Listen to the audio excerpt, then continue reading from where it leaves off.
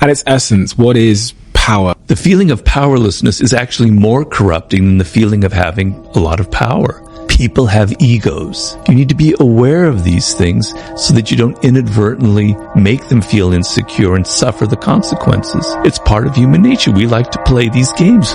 We're role players. We're actors. You have to play this game in life. To me, it's a form of wisdom, which is...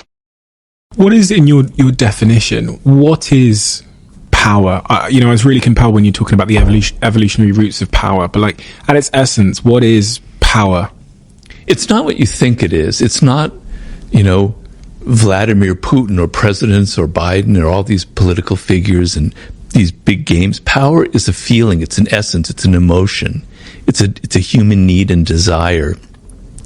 And really, what power is a sense of understanding yourself and being able to control yourself. So the way I look at it, I like to look at it not through the lens of great power politics, but as an average, everyday human being here in the United States or in England. The feeling that you have with your children, with your spouse, with your colleagues, the people who work for you, the sense that you have no control, that you can't influence them with your ideas, that you can't get them to maybe, soften some of their ugly behavior if they have that you can't get them interested in helping you with a project or whatever, is the most miserable feeling a human being can have. Malcolm X had a quote that I love, which is, "Absolute power corrupts, but absolute powerless corrupts even more." I'm butchering it, but that was the gist of it. The feeling of powerlessness is actually more corrupting than the feeling of having a lot of power. It turns people into being passive aggressive, into playing all kinds of weird games, negative games to get power. You want to feel that you have a degree of control over events in your life, over people, over your future. And that to me is what power is, right? And so some of that involves these games that I mentioned in there, and some of it goes beyond the 48 laws of power, which I've tried to indicate in my other books. But it's the sense that I'm not helpless in this world. I remember when I first entered the work world as a very naive college graduate with all these ideals and things I'd read, because I studied literature and languages, going, man, this is weird. People are playing all these kind of games. I'm in over my head. I made mistakes. I got fired for being, too brash, for outshining the master. It was painful, right? And so learning, you don't have to use the laws of power. I don't advocate crushing your enemy totally.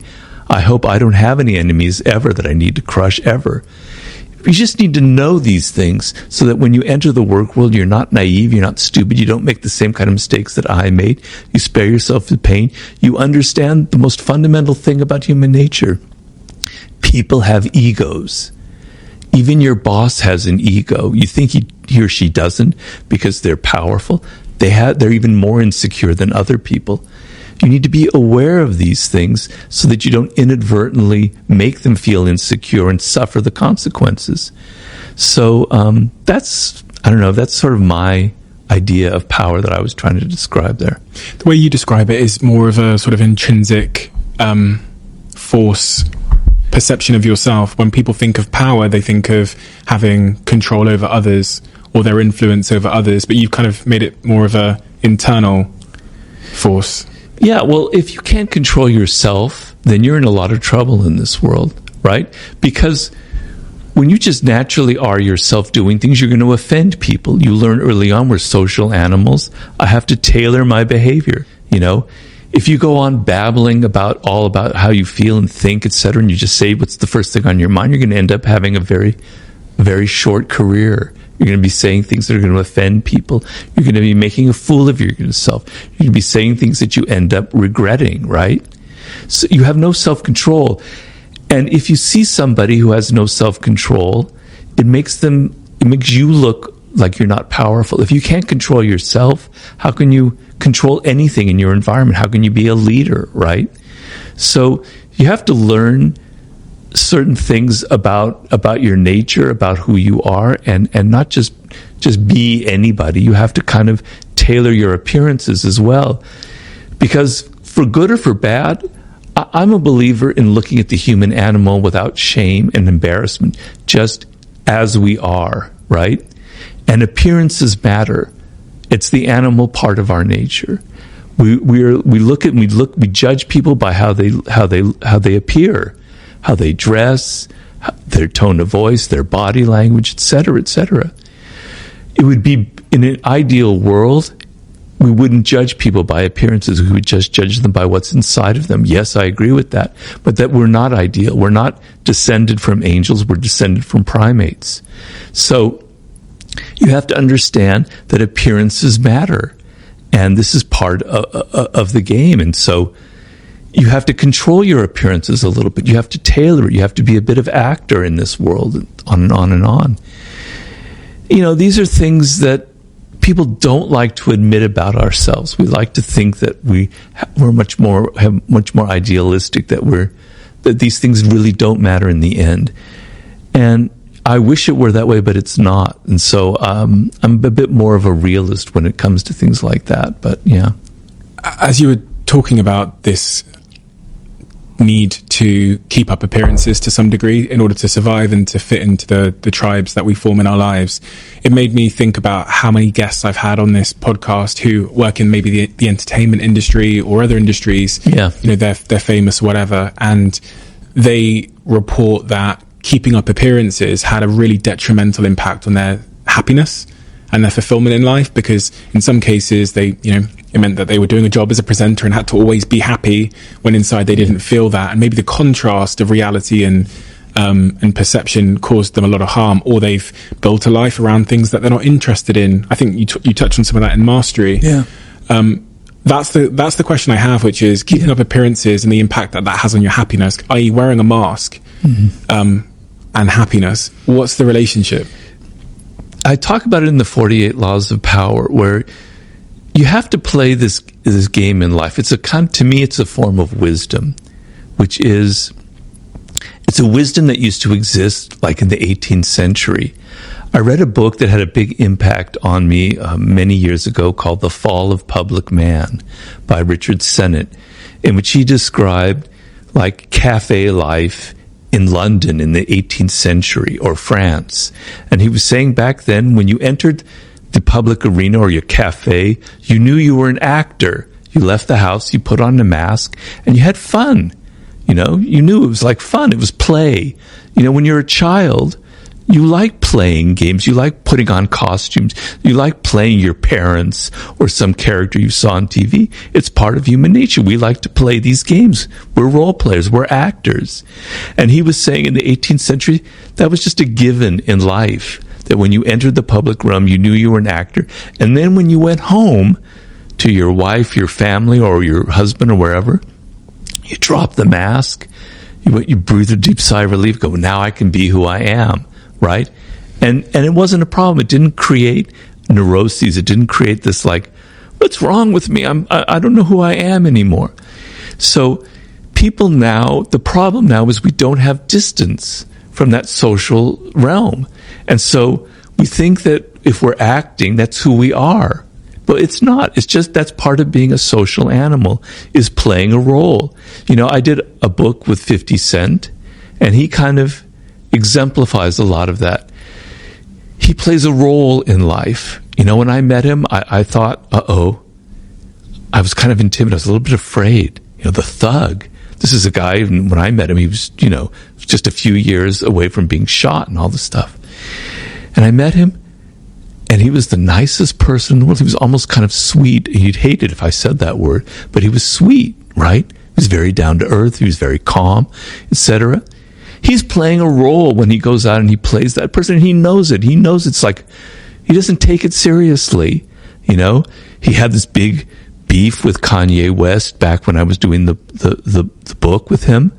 And then I met the two of them in Vegas when they were there for the awards. And they were like the best of friends. They were joking. It was just a game they were playing, right? So what I tell people is, we all are actors. What would have had to have happened in a week for you to look back on that week with pride. Maybe stop breaking promises to yourself. When you say, I'm going to wake up tomorrow at 7 a.m. and when the option comes to hit the snooze button, don't do it. There's one win that you've got for the day.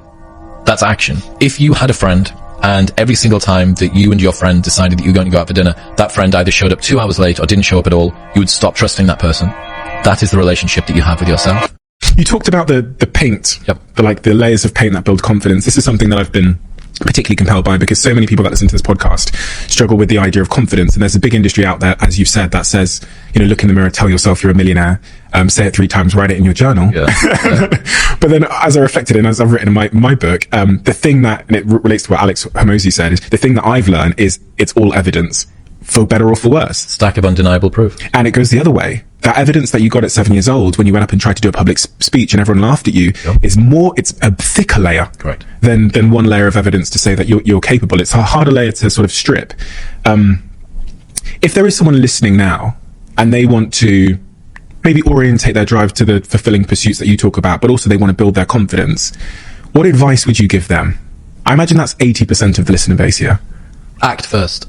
Okay. You have to lead with action. Because if you are someone that deals with a crippling sense of insufficiency, your ability to discount any good thoughts you have in your mind is going to be so strong. If you try and lead with positivity first, I need to think it, wish it, believe it, and I will achieve it, your set point of negativity is going to just crush that into the ground. I'm speaking from personal experience, right? As the guy that was chronically unconfident and still has, the imposter syndrome that does creep in. You have to start with action. It needs to be, okay, what would have had to have happened in a week's time for me to look back on that week and find pride in myself?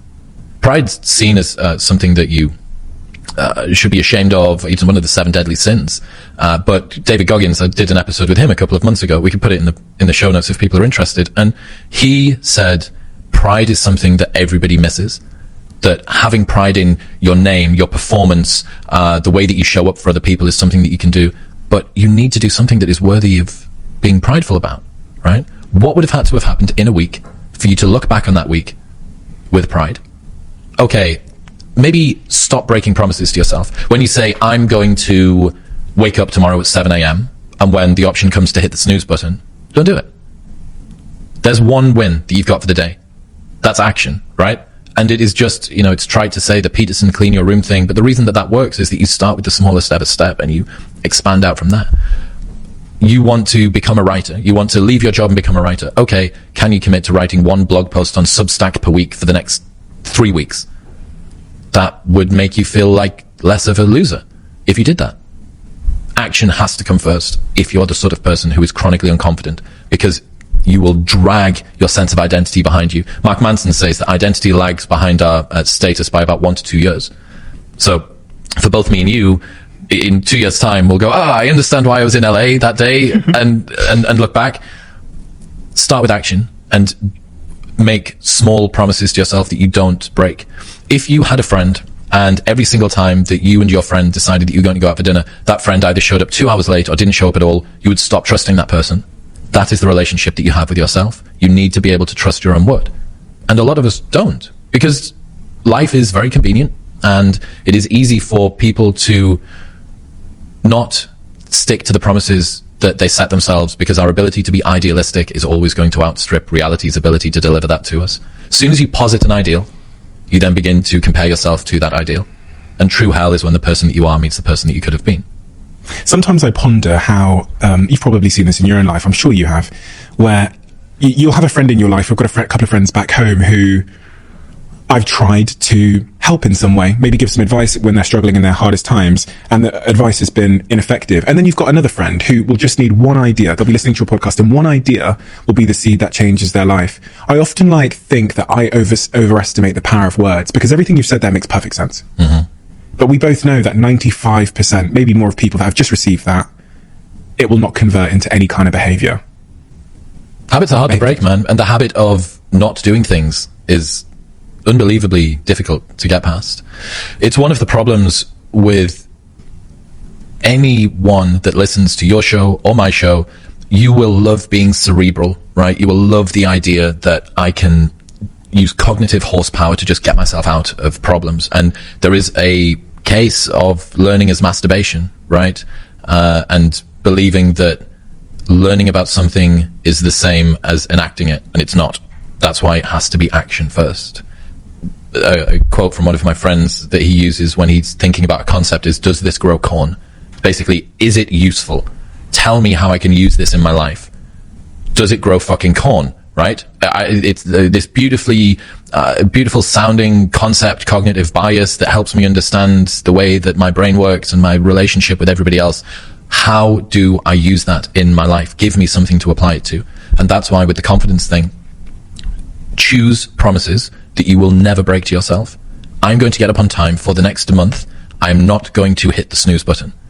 If you do that and you look back in a month and you go, oh my God, that's the first time I've done that in forever, maybe. That's a big win. And you can do the James Clear thing. We'll write it on a board. We'll track it, what gets like measured, etc., etc. But the main thing is just keep promises to yourself. And that is a good way to go from, here is an insight I learned about, I want to do breathwork, cold plunge, go to the gym, fast until 12 midday, get up on time, sunlight in the eyes in the morning, whatever it is, right, that you want to do. Turn it into a promise. Don't break the promise. One of the really important things you said there was about the size of that first step. I was reflecting there on the way that video games are designed to make sure that every subsequent level is not too intimidating that you lose motivation, but it's not too small that you lose motivation as well. You can lose motivation on both ways. And so it's the same with crosswords and video games. They get incrementally more challenging to keep you engaged. The size of that first step is I think, a central point there, because when people listen to podcasts with people like me and you or Andrew Huberman, and they hear that they've got to maybe get up at this time, go outside, gaze, earth, like put their feet on the ground, cold plunge, and I go, I'm going to do that. And I set that as my first step. Yeah. I'm set up for failure. Yeah. How important do you think the size and the subjective size of that first step you take to build trust with yourself is, and to start that discipline? The goal isn't to have the perfect daily routine tomorrow. The goal is to still be winning your daily routine in 50 years' time. If you expand your time horizon sufficiently, you will realize that very, very tiny steps can compound. Look at the graph of mine or your followers on Spotify, especially mine, right? Because I was doing my show for so long and it's just nothing, everything. Well, why? Well, it's because it's latent leverage. It takes so many layers of paint to get there. So yes, the first step has to be incredibly small. Do that, make it so small that you can't say no to it. And then what's next? And then what's next? You're almost punishing yourself. You know, I don't deserve to eat well, and I don't deserve to eat the right things. Get you to be yourself, get your machine, let's see what the machine's doing, and let's change the coping strategies. But the key to this would be... So if I'm 30 odd, you know, and I've got low self-esteem, I'm 33, got low self-esteem, and I came to you, where would you begin with trying to help? And that low self-esteem was manifesting in abusive relationships, bad work relationships, very negative sort of feelings about myself, and maybe even some impulsive behaviors. You know, I'm eating too much, or I don't know, whatever. Where would you start with me? Okay. The first, just so people say, oh wow, that's a strange start point. I'm a doctor, so the first is make sure you're actually okay. I'm okay. Because if someone were presenting with this, they could be in depression, and that can present in many ways. Typically it's low mood and loss of pleasure and everything, and loss of energy, but that doesn't have to be. So I mustn't miss that. So I would make sure your mind is not ill, but only treatment. Now we assume that this is long-standing, and what you've done is what you're describing is a lot of maladaptive coping strategies. So I eat too much, which is probably comfort eating, or it's just habitual stuff that you're just not, or it could be you've got so low self-esteem. I've seen this, you're almost punishing yourself. I don't deserve to eat well, and I don't deserve to eat the right things, so I deserve to be overweight, or I deserve to look like this. So that could be the bottom of it. So I have to start, my starting point is exploration. But the key to this would be to move all that to one side. If you're in a reasonable place where you can actually communicate. If not, I'll let you express it all. It's important you get it off your chest. If you've got it, you think, I don't need to do that. What I do is what I've said in the book here. In A Path of the Jungle, I explain the starting point is get a blank piece of paper and write down who you want to be. What behaviours do you want to have? Let's define what you want, not what you don't want, not what you're experiencing. Don't start with a treacle. I call that the treacle. Start with a blank piece of paper. and then write down the person you want to be. I want to be really confident. I want to have a girlfriend or a boyfriend. I want to get married. I want to have kids. I want to work out every day. I want to eat really good food. Right. So what you're describing now is the human system. The great news is when I ask you for the characteristics you've got, so I want to be calm, I want to be happy, I want to be confident, that is you. That is you. How do you know it's me? Right, because if we can't surgically remove interference neuroscientifically, which we can see on functional MRI scanners. If we remove the chimp and computer system, then you're completely in control of yourself. So you would choose to be calm. You would choose to be confident. So therefore that's you. The human system can choose. What happens is when you choose to be calm, the chimp system interferes, or the computer interferes, and shows to the world someone who's not calm.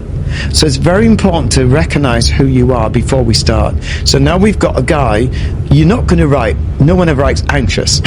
No. No one. They say, no, what I want to be is calm, collected, a good friend, have integrity. That is you if we didn't have interference in the machine.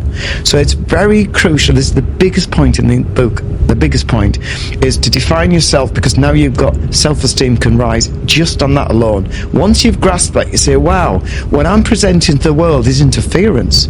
It's not me. If I didn't have this machine, I would not have anxiety, because that's the system that you're saying the human system can't do anxiety. It's not built to do that. It's built to be rational and calm. But what it wants to do and how it wants to present is a choice. The chimp has no choice. The computer has no choice.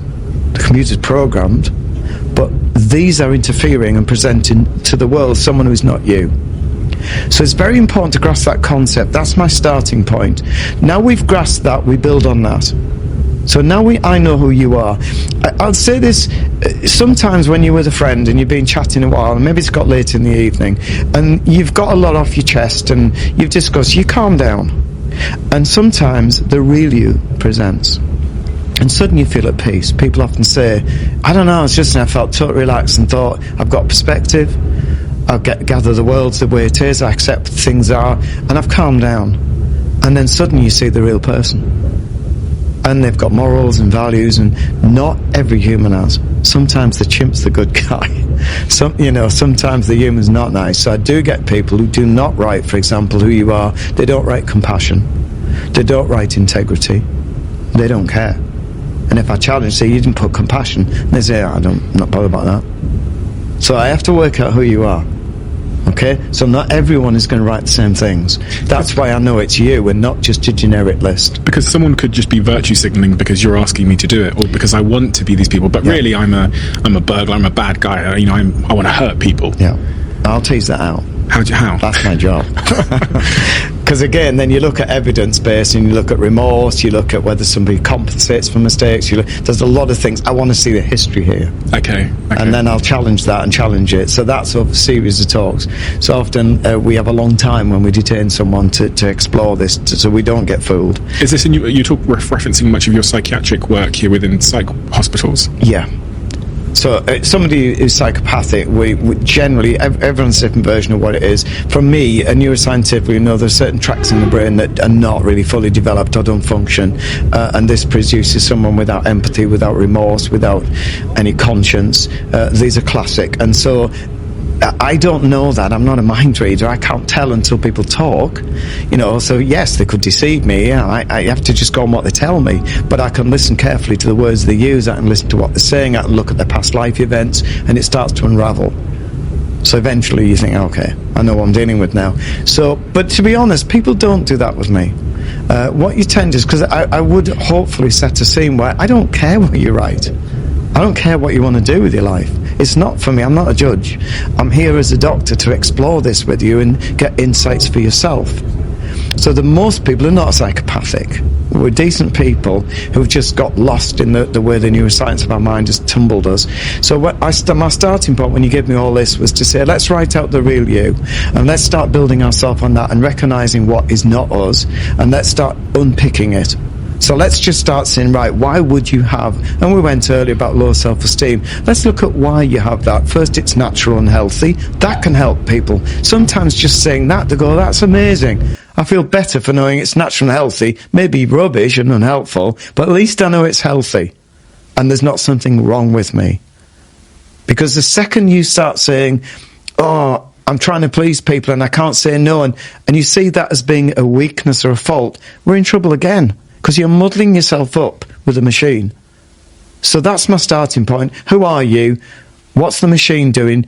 All of this, anything the chimp does, anything it does is natural. There's nothing you're going to give me, even if it murders someone. That's what chimps do. They're violent. So it's still illegal and not acceptable, but I'm saying everything's natural, so that puts us on a different way of looking at it. Again, to try and give context to that, natural isn't always good. So overeating is natural, but it's not good. And even like the classic one I always use with parents and teenagers, I always say, if you've got, said it this morning with someone, if you've got a teenager who's got a tidy bedroom, that's who I want to meet. If they're messy bedroom, great, that's normal, you know. So you're more concerned with teenagers that aren't being teenagers. So if you've got a teenager who never lies, then it's a bit worrying. Maybe they're good at deceit. Because teenagers are learning to lie, and they're learning to defend themselves, and it's a natural way of doing it. It's not helpful, and hopefully they'll grow out of it. But you've got to say what's natural, and let's work with that to minimise risk or whatever we want to do. So there's a long-winded way of saying, get you to be yourself, get your machine, let's see what the machine's doing, and let's change the coping strategies. But accept the machine is the machine.